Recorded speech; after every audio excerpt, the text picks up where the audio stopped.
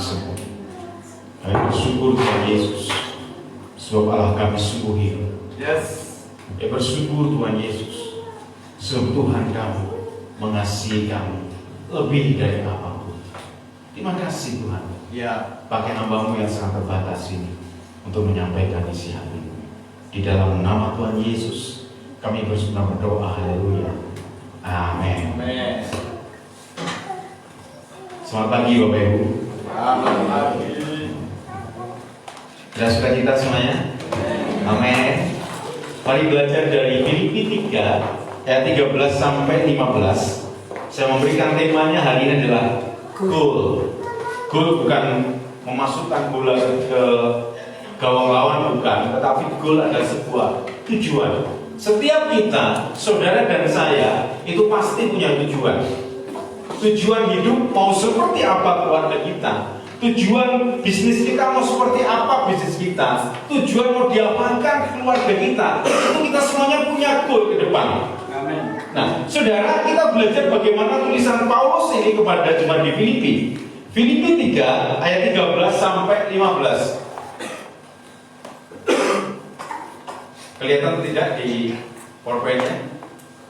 Kurang besar. Kurang besar buat lagi? Buat lagi? Kita baca secara bergantian atau bersama-sama saja.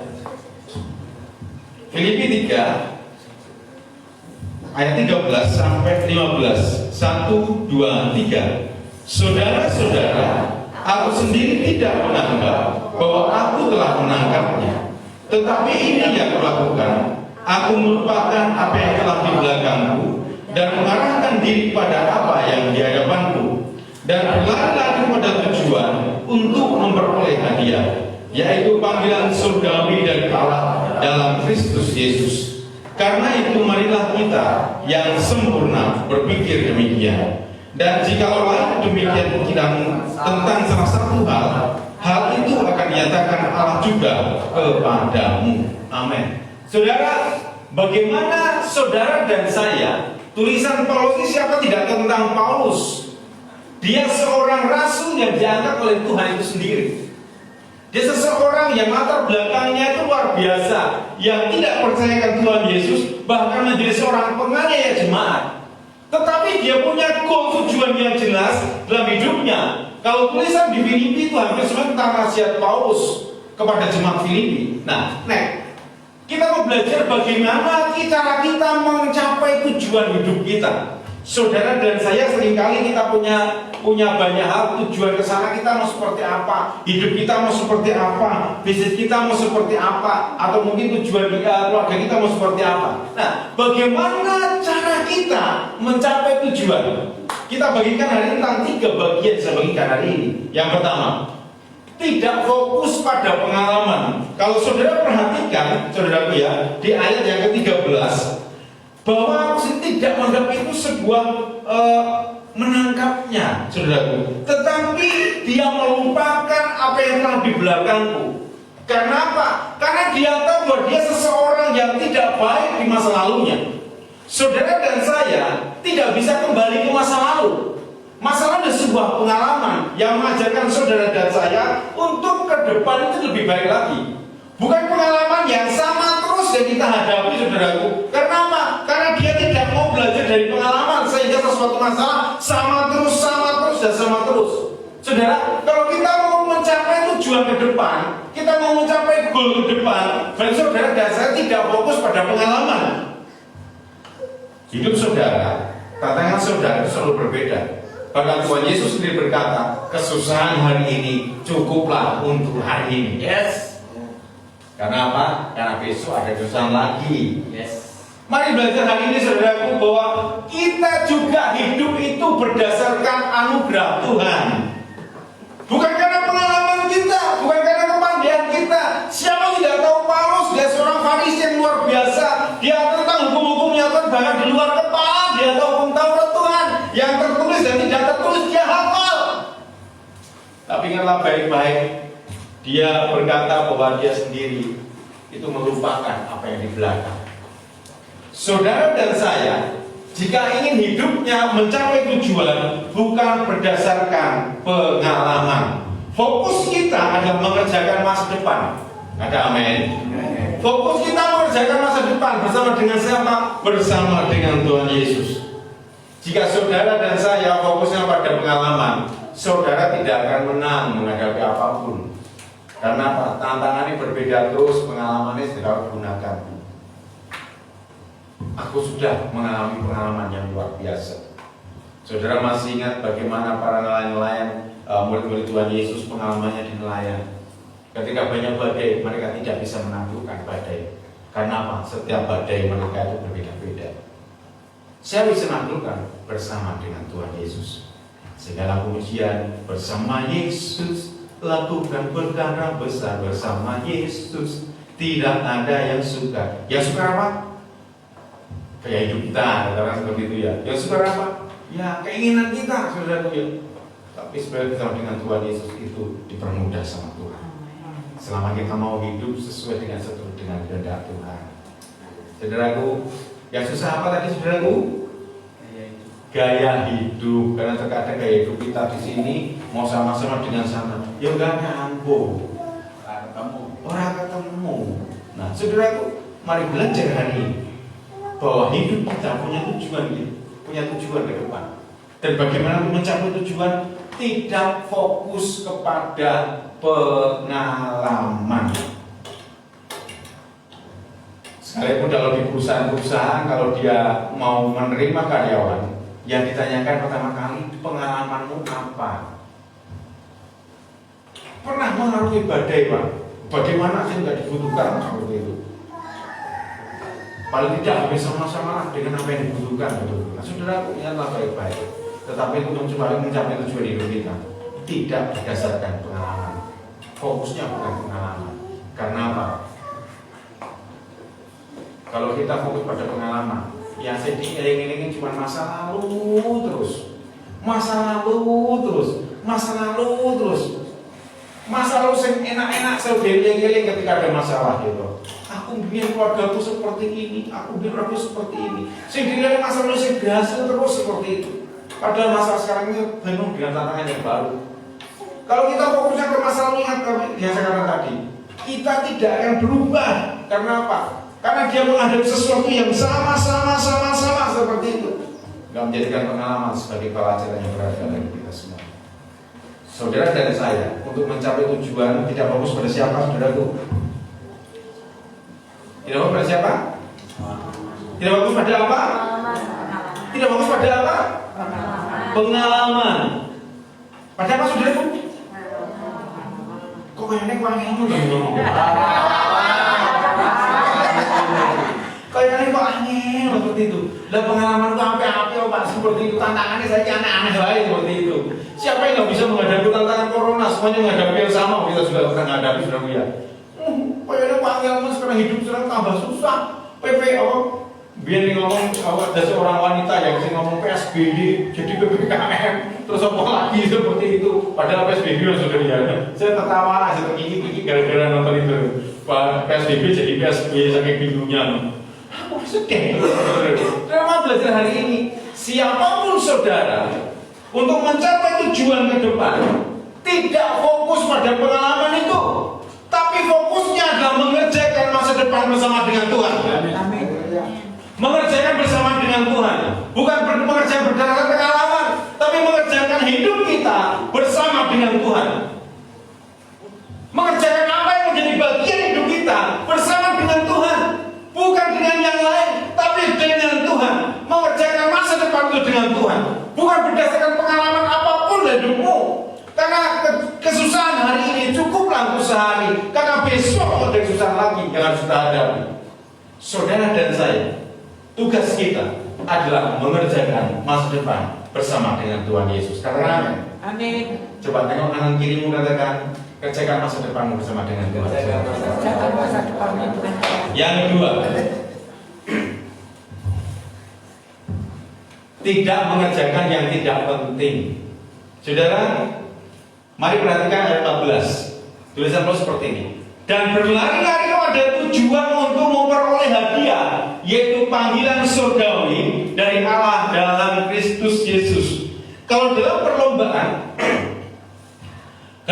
perlombaan itu adalah tujuannya adalah finish yang pertama atau mungkin juara 1, 2, 3 seperti itu. Nah, saudara bisa perhatikan seperti ini. Kalau saya berlari, umpamanya saya, Mas Andri, Mas Wendy, Mas Bagus, ada perlombaan lari. Tujuannya sama, goal ke depan, finish, mungkin juara 1, 2, 3. Kalau fokus saya itu mencari kali mereka bertiga, dari kali itu bahasa apa ya? Bermain curang, atau mungkin berusaha supaya mereka tidak sampai finish, terus mungkin disenggol sampai dia jatuh, supaya saya menjadi yang ke depan seperti itu. Itu terjadi apa saudaraku? Fokus kita bukan pada tujuan tadi, tapi fokus kita pada apa? Pada kecurangan. Itu sama dengan kehidupan yang seringkali seperti ini. Memikir sesuatu tidak penting. Ketika ada tetangga kita yang punya kelebihan, atau mungkin bisnisnya pedagang atau bisnis kuliner seperti itu ya saudara ya, terus dia ikut-ikutan, wah kayak bisnisnya kuliner, aku juga harus kuliner juga deh, aku juga, wah mari Pak Daniel suka goreng, aku juga suka goreng deh sama-sama, ayo kita adu seperti itu. Wah ternyata Pak Daniel bisa sebelah, aku juga bisa sebelah deh seperti itu. Wah Pak Daniel bisa sampai, aku juga bisa sampai deh seperti itu. Karena apa? Pikirannya yang punya ini, fokusnya yang punya ini. Hal yang seperti itu sudah kita baik-baik tidak akan berhasil. Kenapa? Tujuannya untuk persaingan. Tapi karena baik-baik, jika tujuan kita untuk goal masa depan kita akan punya cara yang lain, dengan sesuatu yang lain, bisnis yang lain. Saudara dan saya, ialah baik-baik. Seringkali banyak orang itu hidup tidak bisa berhasil karena apa? Memikirkan sesuatu yang tidak penting.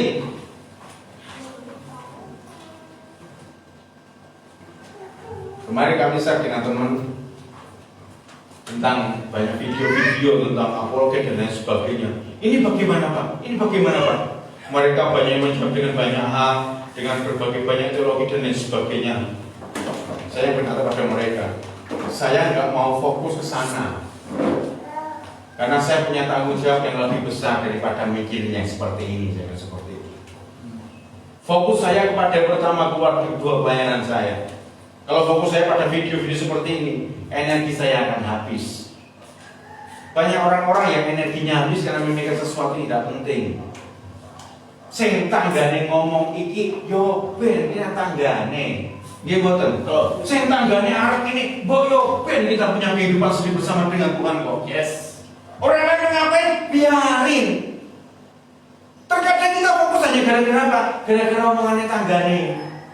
Gini mboten. Karena fokus kita untuk mengerjakan bersama dengan Tuhan, bukan fokus pada omongannya tonggo. Karena apa? Kalau kita fokusnya kepada orang lain, energi kita akan habis. Kita nggak bisa mengerjakan sesuatu yang lebih penting dari itu. Daripada mikir omongannya tonggo, nanti mendilu gede ngaret.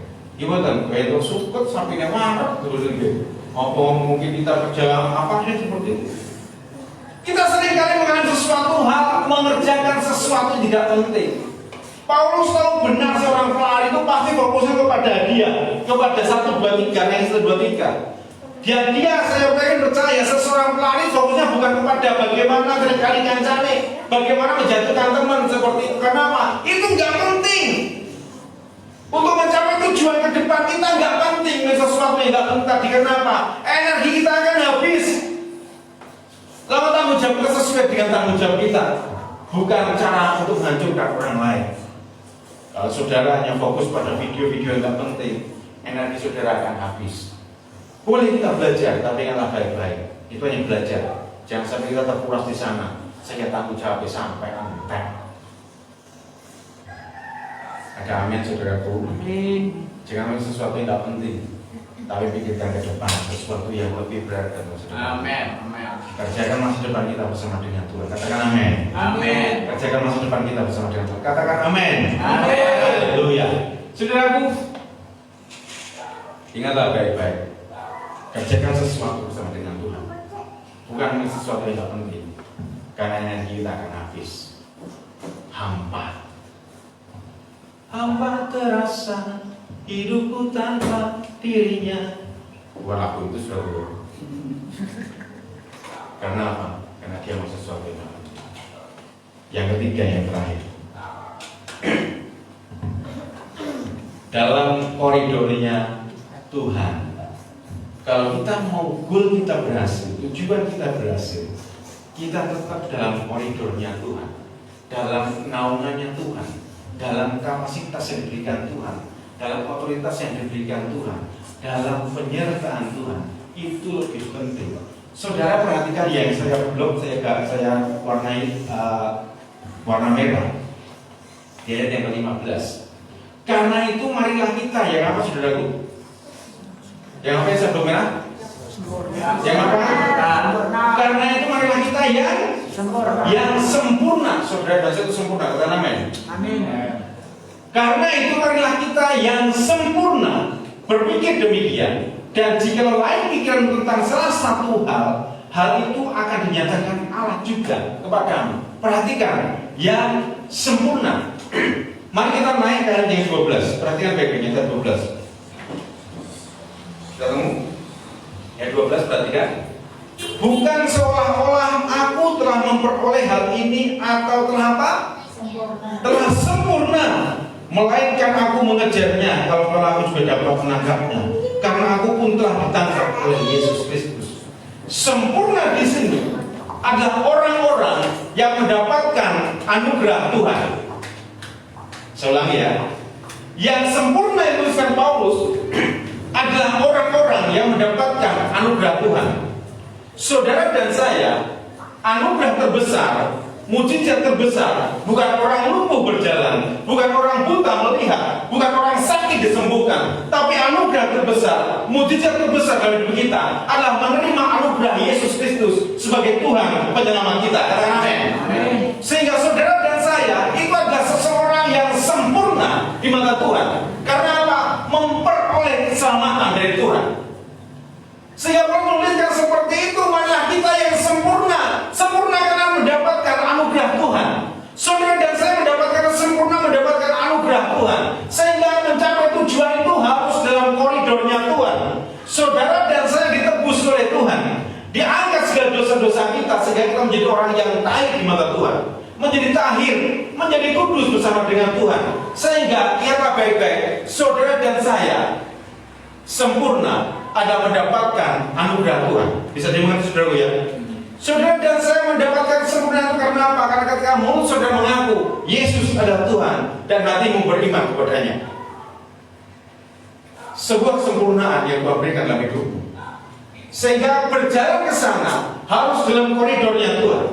Hari ini berbicara tentang sangat teologis sekali. Kesempurnaan dengan Tuhan adalah sebuah anugerah Tuhan. Saudaraku, itu mengharuskan kita harus selalu dalam koridornya Tuhan. Ingat baik-baik, kita harus hidup dalam koridornya Tuhan, bukan memaksa Tuhan itu dalam koridor kita. Kata sih, banyak orang-orang selalu banyak meminta. Khotbah saya yang lalu, saudara masih ingat. Berdoa kalau hanya penting-penting saja, beriman kalau tahu yang penting-penting saja. Banyak orang meninggalkan saya, Pak. Saya kemarin ya. Mereka datang kepada saya kalau saya lagi butuh. Pertanyaannya kan sama. Bukankah kau juga sama ketika bersama dengan Tuhan Yesus? Kau datang sama Tuhan ketika aku butuh, seperti itu. Nah, mungkin pernyataan Tuhan juga sama. Wong kowe karo aku padha. Nah, saudaraku, mari belajar hari ini. Sebuah kesempurnaan itu ada sebuah anugerah Tuhan yang diberikan Tuhan dalam hidup kita. Ingatlah baik-baik. Mari belajar hari ini. Kita harus hidup dalam koridornya Tuhan. Bukan meminta Tuhan, itu memaksa Tuhan untuk hidup dalam hidup kita sesuai dengan kehendak kita. Tapi saudara dan saya harus seturut dengan kehendak Tuhan. Bukan Tuhan yang sekehendak dengan kita. Kebalik itu namanya saudara ya. Karena apa? Karena hidup telah ditebus oleh kuasa darah yang kudus. Sekarang hidupku bukan milikku lagi. Bisa nyanyi ini? Yes. Ayo kita nyanyi sekarang. Ayo Mas Bagus.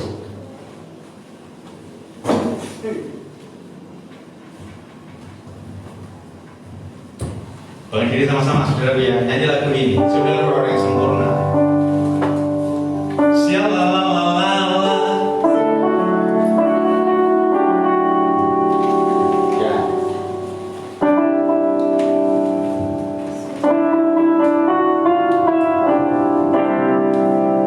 Sialalala.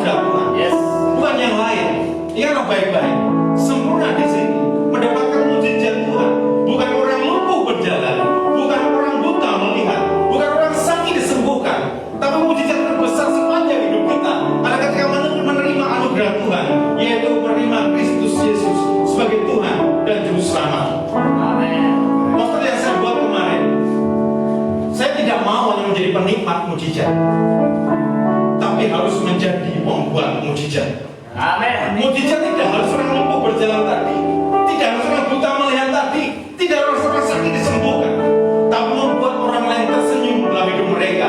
Itu salah satu mujizat terkecil. Bagian pada yang lain, karena apa?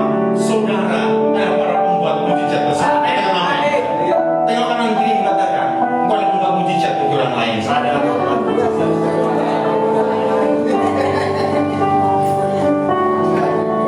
Mari bersama-sama hari ini 3 bagian saya bagikan. Yang pertama apa saudara? Tidak fokus pada pengalaman. Yang kedua, tidak memikirkan sesuatu yang tidak penting. Karena apa? Energi kita akan habis. Rasa mikir kita gede. Rasa mikir orang lain yang mungkin lebih berhasil dari kita. Ayo berikan sesuatu yang kita lebih bersama dengan Tuhan. Masa depan kita, kerjakan masa depan kita bersama dengan Tuhan. Yang ketiga apa saudara? Dalam koridornya. Bukan meminta Tuhan masuk dalam koridor kita, tapi saudara dan saya harus dalam koridornya Tuhan. 3 bagian saya bagi saudara. Jadilah berkah. Ini anak baik-baik. Jangan hanya menjadi penikmat mujizat, tapi harus menjadi pembuat mujizat bagi orang lain. Buat mereka tersenyum. Salah satu mujizat dari hidup mereka. Mari berdoa.